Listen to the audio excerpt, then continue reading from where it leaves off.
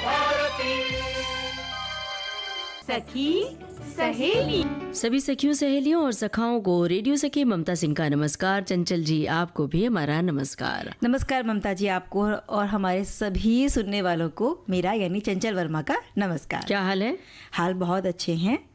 और अब कार्यक्रम की शुरुआत हो चुकी है। हाँ जी, बिल्कुल। तो सबसे पहले अपने श्रोताओं को विषय बता दें कि आज किन मुद्दों पर उन्हें अपनी बातें कहनी है, क्योंकि श्रोताओं का सहभाग बहुत ज़रूरी है, ख़ास तौर से सखियों का, क्योंकि अमूमन ये ज़्यादातर सखियों का ही कार्यक्रम है, लेकिन इसमें हम सखाओं को भी जोड़ते हैं। पंडित भीमसेन जोशी जयंती है, तो उन पर क्या विचार है हमारे श्रोताओं को, उन्हें हम आमंत्रित करते हैं उनके विचार। और आज विश्व कैंसर दिवस है। इस समय बहुत ज़रूरी है इस बीमारी पर विजय पाने के लिए और इस पर अवेयरनेस की, सजगता की, क्योंकि सबसे पहले जैसे ही कैंसर नाम की बीमारी की बात हमारे सामने आती है तो इतना ज़्यादा खौफ, डर जाता है इंसान, तो वहीं पर उसकी बीमारी और बढ़ जाती है। जी बिल्कुल, और इसीलिए ऐसे दिवस मनाए जाते हैं कि जागरूकता लोगों में हो ताकि इनकी रोकथाम अच्छे से की जा सके। एक और दिवस आज हम मना रहे हैं, यह है अंतर्राष्ट्रीय मानव बंधुत्व दिवस। इसके बारे में भी बात होगी और कुछ हल्की फुल्की बातें होंगी कि खाने के बाद थोड़ा टहल लिया जाए तो बड़ा अच्छा रहता है, तो क्या फ़ायदे हैं, इस पर बात होगी। और जो यूनेस्को के धरोहर स्थल हैं, विरासत जिनकी हम बात इन दिनों कर रहे हैं मंगलवार के दिन में, तो आज हम बात करेंगे छत्रपति शिवाजी टर्मिनस, इस विरासत जगह के बारे में, और बातें होंगी विस्तार से। मन्ना डे के एक इंटरव्यू में मन्ना डे साहब ने पंडित भीमसेन जोशी से जुड़ी बड़ी ही दिलचस्प यादगार बात बताई है, जो आज के फनकार कार्यक्रम में प्रसारित भी हो चुका है। और मन्ना डे साहब के बातचीत आज के मेहमान में भी ये हमारे श्रोता ने सुनी होगी। अब हमने ये बात इसलिए कही कि आज पंडित भीमसेन जोशी का जन्मदिन है। हिंदुस्तानी शास्त्रीय संगीत के क्षेत्र में सबसे महान गायकों में उनका नाम हम कह सकते हैं कि शीर्ष पर आता है, और ये नाम जिसे हम सभी वाकिफ़ हैं पंडित भीमसेन जी का, और इनका आज जन्मदिन हम मना रहे हैं। कर्नाटक राज्य के गडग में 4 फरवरी 1922 को ये अलबेले से बालक है, इन्हें जन्म हुआ और माता पिता से नाम मिला भीमसेन गुरुराज जोशी, और आगे चलकर पंडित भीमसेन जोशी इस नाम से वे मशहूर हो गए थे। गीत संगीत के प्रति छोटी सी उम्र में ही उनका बड़ा आकर्षण था, और ऐसा था कि बहुत छोटी सी उम्र उनकी रही होगी, 10-11 साल 12 साल के आसपास की, तभी वो अपने गुरु की तलाश में घर से निकल गए थे। और उनकी ये तलाश अपने समय के जाने माने उस्ताद और हिंदुस्तानी शास्त्रीय संगीत के प्रतिष्ठित घराने से ताल्लुक़ रखने वाले सवाई गंधर्व, जो करीम खान के शिष्य थे, यहाँ आकर पूरी हुई। उन्हीं के संरक्षण में बीजापुर, पुणे और ग्वालियर में वे संगीत साधना करते रहे। अच्छा, जब एक ग्वालियर में थे तो वहीं उस्ताद हाफिज़ अली खान से भी उन्होंने संगीत के गुर सीखे। इसके बाद अब्दुल करीम खान के एक अन्य शिष्य राम भाऊ कुंदगोलकर जी, इनसे भी उन्होंने संगीत की शिक्षा ग्रहण की। इसके बाद संगीत को और नज़दीक से समझने के लिए, सीखने के लिए कोलकाता गए, पंजाब गए, और यहाँ जाकर ख़याल गायकी की बहुत छोटी छोटी चीज़ें यानी कि बारीकियाँ जो होती हैं वो इन्हें सीखने को मिली। और इसी लंबी और सतत साधना के अच्छे परिणाम रहे कि 19-20 साल की उम्र में ही मंच पर वो अपनी प्रस्तुति दिखाने लगे, अपनी प्रतिभा का प्रदर्शन करने लगे। उनकी सफलता के पीछे उनके संघर्ष की लंबी कहानी भी है। 1943 के संघर्ष के दिनों में उन्होंने मुंबई में एक रेडियो कलाकार के तौर पर काम किया, लेकिन उन्होंने अपनी संगीत साधना से जो इतिहास रचा, उसकी चमक और रोशनी न जाने कितनी ही आने वाली पीढ़ियों का पथ प्रदर्शन करती रहेंगी। बिल्कुल, और पंडित भीमसेन जोशी जी जिनके गुरु थे, गुरु सवाई गंधर्व, इनकी याद में एक वार्षिक संगीत समारोह की शुरुआत की उन्होंने, जो सवाई गंधर्व समारोह के नाम से जाना जाता है, और हर साल दिसंबर में पुणे में इसका आयोजन किया जाता है। और उनके जो पुत्र हैं वो भी एक शास्त्रीय गायक हैं और संगीतकार हैं, और बहुत सारे सम्मानों से भी उनको नवाजा गया है। 1972 में पद्मश्री, 1985 में पद्म भूषण, 1999 में पद्म विभूषण, और 4 नवंबर 2008 में भारत रत्न से भी उन्हें सम्मानित किया गया। इसके अलावा फिल्म संगीत जो है यहाँ भी उनकी छाप रही है। कुछ फिल्में हैं जिनमें उनकी आवाज़ हमें सुनाई देती है, जैसे बसंत बहार का आपने भी जिक्र किया, तानसेन है, अनकही है, इनमें भी उनकी आवाज़ सुनाई देती है। और 24 जनवरी 2011 ये वो दिन था जिस दिन वो इस दुनिया को विदा कह गए। और पंडित भीमसेन जोशी जी के कुछ पसंदीदा रागों के बारे में हमारे श्रोता लिख रहे हैं कि उनका पसंदीदा राग था मियाँ की तोड़ी, मारवा, पूरिया धनाश्री, दरबारी, रामकली, शुद्ध कल्याण, मुल्तानी और भीम पलासी। ये उनके पसंदीदा राग रहे हैं, लेकिन मौका मिलने पर फिल्मों के लिए भी गाया। देश का भरपूर प्यार उन्हें मिला। संगीत नाटक अकादमी समेत अनगिनत सम्मान और भारत रत्न से भी उन्हें नवाजा गया। एक श्रोता ने लिखा है कि भीमसेन जोशी एक प्रसिद्ध भारतीय शास्त्रीय गायक थे। वो हिंदुस्तानी शास्त्रीय संगीत के एक महान गायक थे। उन्हें भारतीय संगीत जगत में एक महान व्यक्तित्व के रूप में जाना जाता है और उन्होंने अपने संगीत जीवन की शुरुआत 1940 के दशक में की और जल्द ही वो एक प्रसिद्ध गायक बन गए थे। और आगे हमारे एक श्रोता लिखते हैं कि पंडित भीमसेन जोशी जी, उन्हें सम्मान सूचक उपसर्ग पंडित के भारतीय उपमहाद्वीप से हिंदुस्तानी शास्त्रीय संगीत में सबसे महान गायकों में शुमार हैं, जो भजन और अभंग गाने के लिए भी जाने जाते हैं और किराना घरंपरा की परंपरा को वो आगे ले जाते हैं। और उन्होंने 1964 से 1982 के बीच में Afghanistan, Italy, France, Canada, America इन देशों का भी दौरा किया, वहाँ संगीत प्रस्तुतियाँ दी। और वो पहले ऐसे संगीतकार थे जिनके संगीत कार्यक्रमों का विज्ञापन न्यूयॉर्क शहर में पोस्टरों के जरिए किया गया था। चंचल जी, देखिए ना, आज जो भागम भाग की ज़िंदगी है, सब दौड़ रहे हैं और कई बार बहुत ज़्यादा अपनों से सरोकार नहीं बचता है, सरोकार रखने के लिए वक्त भी नहीं रहता है। तो ऐसे में अगर किसी अजनबी से आत्मीयता का रिश्ता बनता है, अपनत्व का रिश्ता बनता है, तो एक बड़ी बात है। और जहाँ कई बार बात बात में लोग झगड़ पड़ते हैं, बात बात में लोग नफ़रत की आग से दहक उठते हैं और सड़क पर ख़ास तौर से इसकी मिसाल मिलती है, जहाँ कि आप गाड़ी ड्राइव कर रहे हैं और सामने ज़रा सा कुछ हुआ, टच हो गया, तो सामने वाला गाड़ी से उतरकर मारने को उतारू हो जाता है। मतलब नफ़रत और गुस्सा बहुत ज़्यादा भर रहा है। तो ऐसे में कोई विशेष दिन होता है जिसमें हम आत्मीयता की बात करते हैं, आपसी भाईचारे की बात करते हैं, बंधुत्व दिवस की बात करते हैं, तो निश्चित रूप से ये सब कम होने की संभावना है। तो आज अंतर्राष्ट्रीय मानव बंधुत्व दिवस है, तो हमें लगता है कि आज के दिन को हम याद करें और अपने भीतर के क्रोध को, आवेश को कम करने की कोशिश करें, दूसरों से आत्मीयता रखें। जी, और अंतर्राष्ट्रीय मानव बंधुत्व दिवस एकता की और सुंदरता की विविधता में पाई जाने वाली ताकत के रूप में ये काम करता है। 4 फरवरी को यानी आज के दिन ये मनाया जाता है और पूरे विश्व में सबको एकजुट करने का ये प्रयास करता है। नफरत और संघर्ष को नियंत्रित करके करुणा, सम्मान, सहानुभूति, इन सभी के महत्व को ये दर्शाता है। और इसकी शुरुआत कैसे हुई, इसका संबंध है 2019 की एक महत्वपूर्ण घटना से। तो यानी कि 4 फरवरी 2019 को 2 प्रमुख धार्मिक नेताओं ने संयुक्त अरब अमीरात के अबू धाबी में विश्व शांति के साथ रहने के लिए मानव बंधुत्व के दस्तावेज पर हस्ताक्षर किए, जिसे human fraternity for world peace and living together इस नाम से जाना जाता है। और ये जो हुआ था, इसे अबू धाबी घोषणा या अबू धाबी समझौता इस रूप में भी जाना जाता है। और ये एक ऐसा दस्तावेज है जो ईश्वर और मानव बंधुत्व में आस्था रखने वाले सभी लोगों को एकजुट होने के लिए आमंत्रित करता है, ताकि ये भविष्य की पीढ़ियों के लिए एक मार्गदर्शक के रूप में कार्य कर सके और सभी मनुष्य जागरूक हों, परस्पर सम्मान और संस्कृति को आगे बढ़ा सके सभी मिलकर। इस ऐतिहासिक घटना ने संयुक्त राष्ट्र महासभा द्वारा दिसंबर 2020 में अंतर्राष्ट्रीय मानव बंधुत्व दिवस की स्थापना के लिए आधार तैयार किया, जिसका उद्देश्य था दुनिया भर में फैले गुस्से और क्रोध पर काबू पाया जा सके, आपस में सद्भाव हो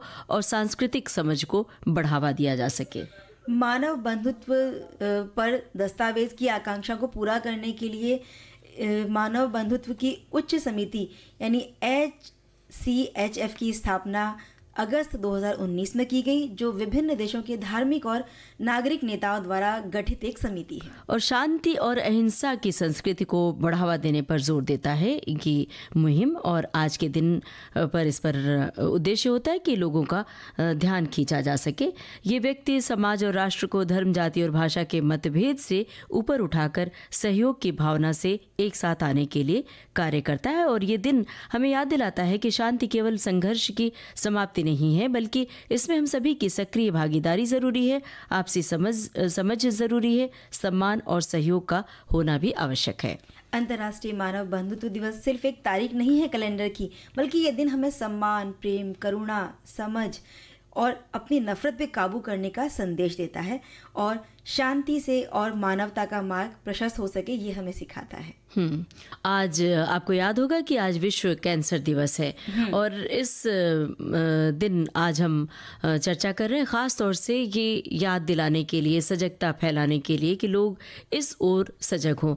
अमूमन जैसे ही कैंसर का नाम लिया जाता है लोग टेंशन में आ जाते हैं, घबरा जाते हैं, क्योंकि नाम ही इतना डरावना है। लोगों को ये लगता है कि ये तो एक जानलेवा बीमारी है, जबकि मेडिकल साइंस इतना एडवांस हो चुका है और इतने आगे बढ़ चुके हैं तकनीकी दृष्टि से भी, विज्ञान की दृष्टि से। तो ऐसे में घबराने की बजाय इस ओर सजग होना चाहिए। दरअसल जब कैंसर की शुरुआती अवस्था में अगर जांच हो जाए, पता चल जाए, तो इसका इलाज 100% संभव होता है। लेकिन दूसरे और तीसरे स्टेज में जब कैंसर का पता चलता है तो मुश्किल हो जाता है। तो इसलिए लोग थोड़े बहुत लक्षण देखते हैं, जांच करवा लेते हैं, तो भी कई बार उसको अवॉइड कर देते हैं, इग्नोर कर देते हैं। तो ये ठीक नहीं होता है। तो इस ओर गौर करना बहुत ज़रूरी है। बिल्कुल। और जैसे आपने कहा कि तीसरे या चौथे स्तर पर जब ये पहुंच जाता है तब रोकथाम करना मुश्किल है। लेकिन आप कई बार कुछ मरीज ऐसे होते हैं जिनकी जीने की इच्छा शक्ति बड़ी प्रबल होती है और वो अपने खान पीन पर भी थोड़ा सा ध्यान देते हैं और जो भी परहेज बताए जाते हैं उन्हें बड़े अच्छे से करते हैं, तो वो वहाँ से भी इस बीमारी को हराकर बाहर निकल आते हैं। और बहुत सारे ऐसे कैंसर सर्वाइवर हैं जिनकी कहानी है वो प्रसारित की जाती है, कई चैनलों के माध्यम से दिखाई जाती हैं, सुनाई जाती हैं, ताकि जो लोग इस बीमारी से जूझ रहे हैं उन्हें भी एक बल मिले और वो इन कहानियों को सुनकर कहीं ना कहीं उनमें कोई उम्मीद जागे और वो भी इससे बाहर आ सके। आज सुबह 10 बजे जब सेहतनामा कार्यक्रम का पुनर्प्रसारण हो रहा था तो मैं भी यहाँ विविध भारती के स्टूडियो में बैठकर सुन रही थी। डॉक्टर सुदीप गुप्ता बड़ी ज़रूरी बातें बता रहे थे कि जब कैंसर नाम की बीमारी का इलाज चल रहा हो तो उस समय आपका मानसिक हौसला बहुत ज़रूरी होता है। मानसिक रूप से आप ताकतवर हो और साथ में कुछ व्यायाम और कुछ मेडिटेशन वगैरह करके भी आप अपनी मजबूती पा सकते हैं और उसमें सहायता मिलती है। ऐसा नहीं कि सिर्फ आप एक्सरसाइज करके उस पर विजय पा सकते हैं, साथ में दवा और इलाज ज़रूरी है। लगातार डॉक्टर के कंसल्ट में रहना बहुत ज़रूरी होता है, लेकिन साथ में एक्सरसाइज से आप मनोबल अपना बढ़ा सकते हैं। हमारे एक श्रोता लिख रहे हैं कि कैंसर का नाम सुनते ही कई लोग ज़िंदगी से हार मान जाते हैं, लेकिन कुछ ऐसे भी हैं जो अपनी जिंदादिली से ना सिर्फ इसे मात देते हैं बल्कि दूसरों के लिए भी प्रेरणा बन जाते हैं। जम्मू कश्मीर के बडगाम ज़िले की एक 33 वर्षीय महिला की कहानी भी कुछ ऐसी ही है, जिन्होंने कैंसर को मात दी थी। साथ ही अब गांव की महिलाओं के लिए भी वो स्वावलंबन के मामले में प्रेरणा स्रोत बनकर उभरी हैं। और हमने भी तो बात कही कि ऐसे जो कैंसर सर्वाइवर हैं, हमने बहुत सारे लोगों की ऐसी कहानियाँ सुनी हैं, देखी हैं, और कुछ तो बहुत जाने पहचाने नाम है, सेलिब्रिटीज़ के नाम भी हैं जो इस बीमारी को हराकर आज बिल्कुल एक आम व्यक्ति की तरह जिंदगी वो अपनी बसर कर रहे हैं। ऐसी कोई आप के जीवन में, मतलब आपके इर्द गिर्द कोई ऐसी घटना है जिससे कि सुनकर किसी का मनोबल बढ़ता है, तो आप साझा कर सकते हैं विविध भारती के फेसबुक पेज पर। वहां जाने के लिए आपको टाइप करना है www.facebook.com/bbs Mumbai।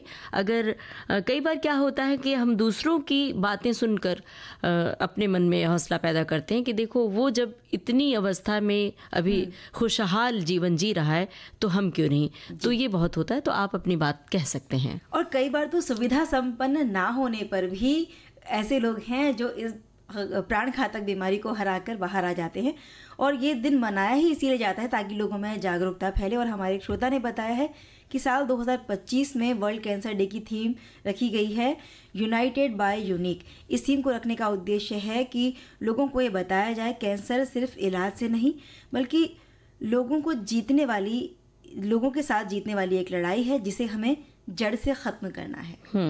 कैंसर दिवस पर आज हम चर्चा कर रहे हैं। हमारे एक श्रोता ने लिखा है, हम कैंसर जैसी खतरनाक बीमारी के प्रति जागरूक हो और जागरूक होकर आपको अगर थोड़ा सा भी संशय हो तो सबसे उसको हल्के में हल्के में नहीं डालना चाहिए, उस पर ध्यान देना चाहिए, बल्कि डॉक्टर के संपर्क में जाकर उसका इलाज करना चाहिए, न कि उससे डर कर बैठ जाएं कि उफ अब इतना इस तरह का डरावना। अमूमन लोग कैंसर में लोग यही मानते हैं कि कीमोथेरेपी शुरू होगा तो उसके साइड इफ़ेक्ट होंगे, तो हम बीमार हो जाएंगे, चलना फिरना बंद हो जाएगा और घर बैठना पड़ेगा। इससे तो अच्छा है कि हम जैसे तैसे चल रहे हैं। लेकिन ये सोच बिल्कुल भी गलत है।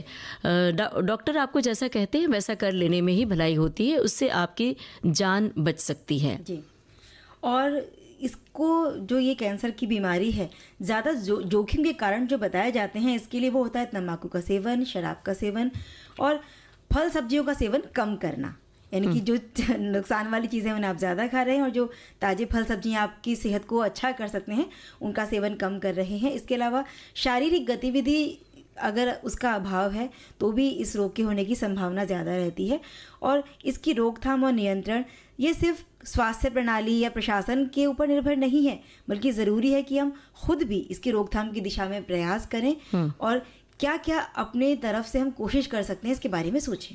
पहले तो अपने मन में बिठा लें कि कैंसर की रोकथाम संभव है, इसे नियंत्रित किया जा सकता है और बाकायदा इसकी जांच करवाएं और प्रारंभिक अवस्था में ही इसकी जांच हो जाए तो ज़्यादा अच्छा होता है। और देखभाल के लिए वही हम बात कहना चाहते हैं कि देखभाल के लिए आपको जो भी चिकित्सक कहते हैं वैसा ही करें, तभी संभव होता है कैंसर का इलाज, वरना आपने अपनी बुद्धि लगाई तो वहाँ पे खतरे पैदा हो जाते हैं। तो आज हम ये दिवस मना रहे हैं तो इस दिन ये संदेश हम सबको फैलाकर इसकी रक्षा में मिलकर काम कर सकते हैं और जो कदम उठाए जा रहे हैं उनसे एक विरासत बनाकर, प्रतिरक्षा प्रणाली बनाकर दुनिया को एक स्वस्थ कदम की तरफ हम लेकर आ सकते हैं। और चंचल जी एक चीज़ और कहना चाहते हैं यहाँ पर कि ये जो बीमारी है इसको भयावह बीमारी ही कहा जाता है और हम सब मानते भी हैं।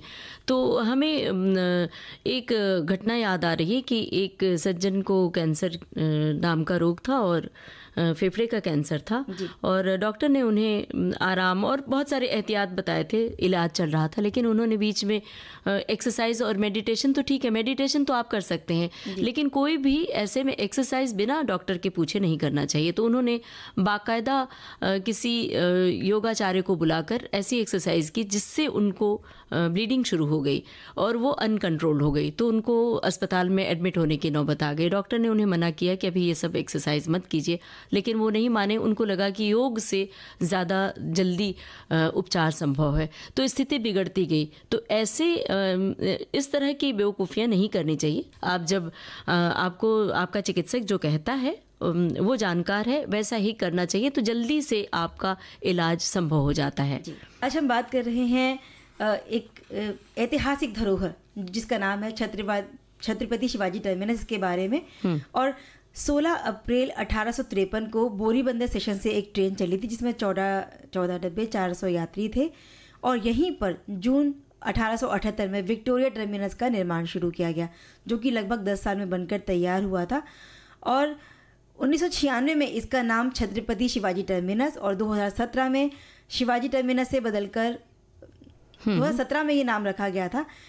और इस स्टेशन से जो तमाम जुड़ी हुई यादें हैं, इसके अंदर जो एक म्यूजियम बना हुआ है उसमें सब संरक्षित की गई हैं। विक्टोरिया टर्मिनस का नाम जो उस समय की महारानी थी विक्टोरिया, उनके नाम पर रखा गया था और उस समय सबसे ज़्यादा समय में तैयार होने वाली ये एक इमारत थी। देश की आर्थिक राजधानी मुंबई में जो लोग बाहर से घूमने आते हैं उनकी भी बड़ी इच्छा होती है कि इस खूबसूरत इमारत को एक बार नज़दीक से ज़रूर देखा जाए, क्योंकि मुंबई से जुड़े हुए जो बहुत सारे मामले हैं, ख़ासतौर पे जो फिल्में और सीरियल दिखाए जाते हैं, धारावाहिक, वहाँ इसे बहुत दिखाया जाता है। बिल्कुल सही कह रही हैं। इस इमारत में 3 देशों की सांस्कृतिक विरासत की झलक भी दिखाई देती है और यूनेस्को ने इस ऐतिहासिक इमारत को विश्व विरासत स्थल घोषित किया है।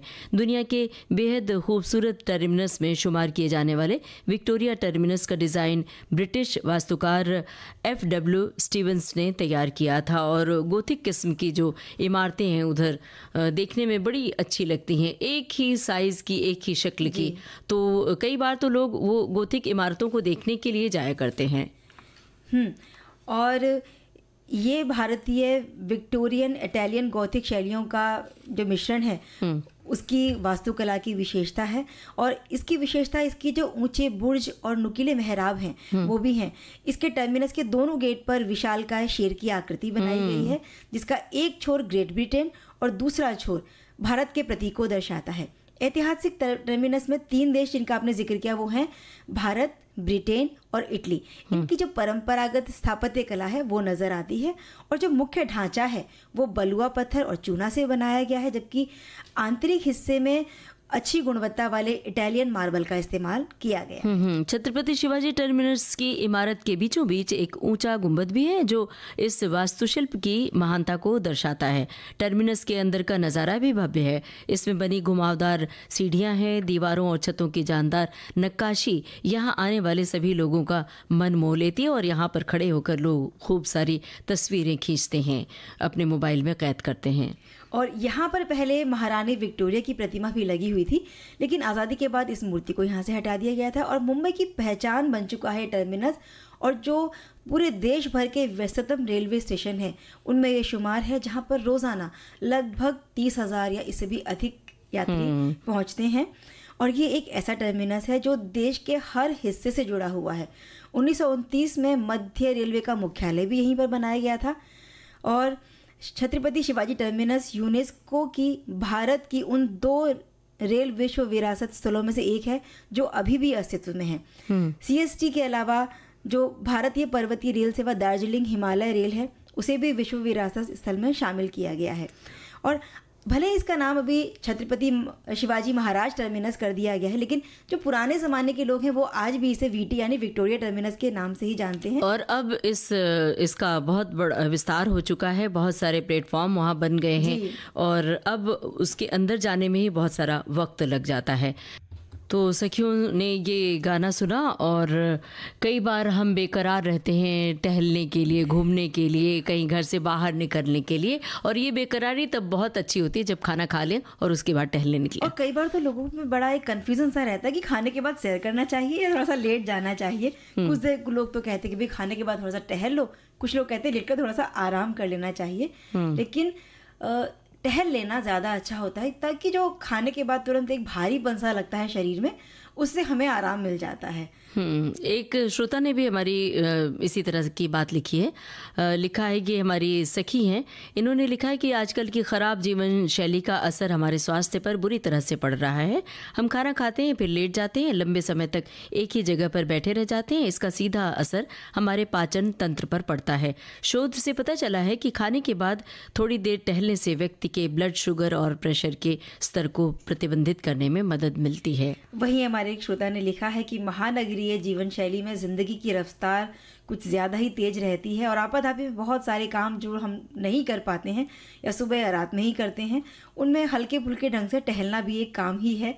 मैं कुछ सालों से देखती भी हूँ कि सीनियर लोग ही नहीं, युवा वर्ग भी खाने के बाद अपनी सोसाइटी के भीतर ही टहलते हैं, थोड़ी सी गपशप करते हैं और दिन भर की बातें आपस में शेयर करते हैं। इस बहाने मिलना जुलना भी हो जाता है, और ये बड़ा अच्छा युवा वर्ग में टहलने के लिए जागरूकता ज़्यादा फैली है, और वो बहुत तेज़ रफ्तार से, ख़ास तौर से लड़कियों को हमने देखा है बड़ी गतिमान होकर दौड़ती हुई टहलती हैं ताकि उनकी फिगर मेंटेन रहे। लेकिन सुबह के व्यायाम में आप भाग कर टहलिए, खाने के बाद की जो टहल या सैर होती है वो आप धीरे धीरे चलकर कीजिए, ताकि आपका जो भारीपन है शरीर का, जो पाचन शक्ति है वो अच्छी हो सके। एक श्रोता ने लिखा है कि दोनों टाइम भोजन के बाद कम से कम 2 किलोमीटर तक टहलना मेरी दिनचर्या में शामिल है। मौसम चाहे कोई भी हो, अपने शहर से बाहर भी हो, तो भी इस बात में मैं कोई समझौता नहीं करता। हमारे एक श्रोता ने लिखा है।